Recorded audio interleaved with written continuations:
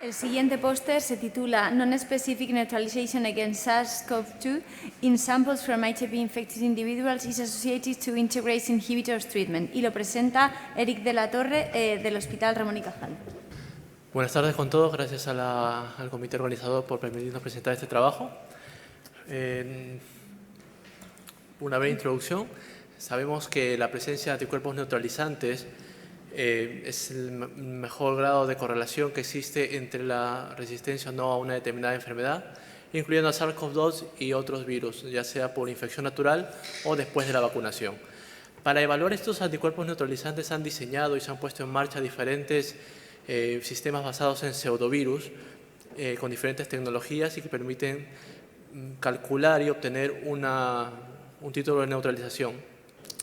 Sin embargo, en los pacientes VIH, y es aquí donde se dirige un poco nuestro estudio, se ha descrito que los pseudovirus basados en el core del VIH, que contienen la maquinaria replicativa del VIH, podían ser influenciados por una neutralización cruzada o también por el tratamiento antirretroviral, lo cual podría impedir una correcta titulación de estos anticuerpos neutralizantes, para lo cual los objetivos que nos hemos planteado, que están en línea con este último párrafo, es buscar un sistema que nos permita tener títulos de neutralización sin que haya una neutralización no específica.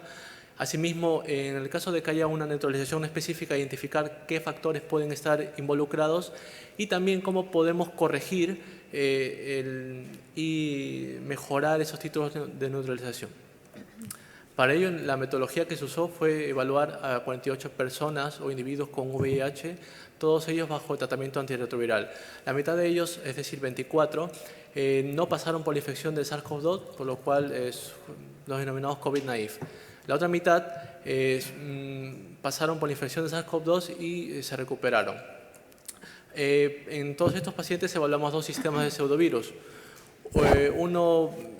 Ambos con la envoltura del SARS-CoV-2, y lo que se diferenciaba es que uno tenía el core del VIH y el otro del VSV. Ambos tenían genes reporteros de la luminescencia, el cual al infectar células Vero daban mayor o menores títulos de luz, de luminescencia, de acuerdo a la cantidad de anticuerpos neutralizantes que podían tener estos pacientes. Pasando a describir los resultados, primero evaluamos en los pacientes COVID-naive, que habían pasado la infección por el SARS-CoV-2, y vimos que utilizando el sistema de pseudovirus basado en VIH, veíamos una neutralización en el 67% de los individuos, lo cual representaba los 2/3 de la población en estudio. Asimismo, vimos que si se usaba el sistema basado en VSV, no se detectaban niveles de neutralización, lo cual es más realista, teniendo en cuenta que estos pacientes no han desarrollado anticuerpos frente al SARS-CoV-2 porque no ha pasado la infección. Y lo cual estos resultados ya apuntan a que existe una neutralización cruzada utilizando el sistema de VIH, lo cual correlaciona con otros estudios también.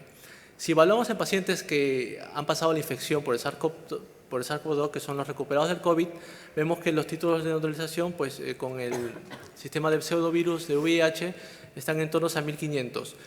Sin embargo, si utilizamos el sistema de VSV, vemos que los títulos están en torno a 100, es decir, que el sistema de VIH sobreestima aproximadamente unas 15 veces la cantidad de anticuerpos neutralizantes que se puede encontrar en estos pacientes. Y lo cual, este sistema del VSV, lo cual está en correlación con nuestro primer objetivo, da títulos más exactos acerca de los anticuerpos neutralizantes. Planteando nuestro segundo objetivo es describir qué factores están asociados en esta neutralización no específica. Y encontramos que, dependiendo del régimen de tratamiento antirretroviral, puede estar influenciando esta neutralización no específica. En los pacientes naïve, que no habían pasado la infección por el SARS-CoV-2, vemos que la mayoría de pacientes que estaban o que tenían como pauta de tratamiento inhibidores de integrasa, la mayoría presentaban una neutralización positiva. Sin embargo, en los que no tenían inhibidores de integrasa, la mayoría de ellos no presentaban neutralización. Por lo cual se puede definir que aquellos pacientes cuyo pauta de tratamiento contienen inhibidores de integrasa, como el dolutegravir, el vitegravir, en la población de estudio que hemos evaluado, está asociado con una neutralización no específica del SARS-CoV-2, de pseudopartículas del SARS-CoV-2. Evaluando a los pacientes que están recuperados para determinar qué tan diferente puede ser la neutralización específica, evaluamos la discordancia. Evaluamos con una alta discordancia en la cual la diferencia sobre el ratio era mayor en el título de los pseudovirus basados en VIH respecto a los basados en VSV. De manera similar, vimos que aquellos pacientes que tenían inhibidores de integrasa en su pauta de tratamiento presentaban una alta discordancia. Y por otra parte, los que no tenían inhibidores de integrasa tenían una baja discordancia entre ambos sistemas de pseudovirus. Asimismo, podemos concluir de esto que el tratamiento antirretroviral, el régimen, podría influenciar en esta neutralización no específica. Y como parte de nuestro tercer objetivo, ¿cómo podemos contrarrestar esta neutralización específica? Para ello, aislamos las IgGs de este grupo de pacientes para ver si podemos conseguir unos títulos de neutralización más exactos. En la primera gráfica vemos que en los pacientes COVID-naive, en los pacientes que lo habían pasado la infección, casi todos ya no presentan una neutralización contra el pseudovirus basados en VIH. Por lo cual, reducimos enormemente esa neutralización cruzada que se vio en un principio. Y en los pacientes que habían pasado la infección, vimos que se reducía en torno a 100 el título de la NT50, similar a lo que se obtenía con el VSV. Por lo cual, disminuimos enormemente los títulos de neutralización cruzada que se presentaban en estos individuos. Asimismo, vemos en la última gráfica que antes de la neutralización, antes del aislamiento de los IgGs, las diferencias eran bastante altas entre los que no poseían inhibidores de integrasa respecto a los que sí estaban bajo tratamiento con inhibidores de integrasa. Y después de la purificación de las IgG, vemos que esta diferencia no se notaba. Por lo cual, vemos y apuntamos a nuestro tercer objetivo que, aislando las inmunoglobulinas G de estos pacientes, podemos tener unos títulos más exactos de los anticuerpos neutralizantes. Por tanto, y como conclusiones de este estudio, vemos que la neutralización no específica contra los pseudovirus de SARS-CoV-2 basados en el VIH es observado en los pacientes que viven con el VIH. Asimismo, la neutralización específica de los pseudovirus basados en VIH está asociado al régimen de tratamiento que contienen inhibidores de integrasa. Asimismo, la neutralización de los pseudovirus de SARS-CoV-2 basado en el sistema de VSV presenta una determinación más específica de los títulos de anticuerpos neutralizantes en estos pacientes. Y por último, la purificación de las inmunoglobulinas G provee unos títulos más reales contra los anticuerpos frente a la respuesta de SARS-CoV-2.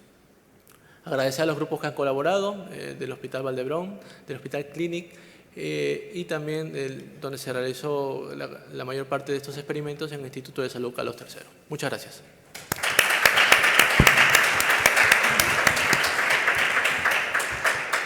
¿Alguna pregunta?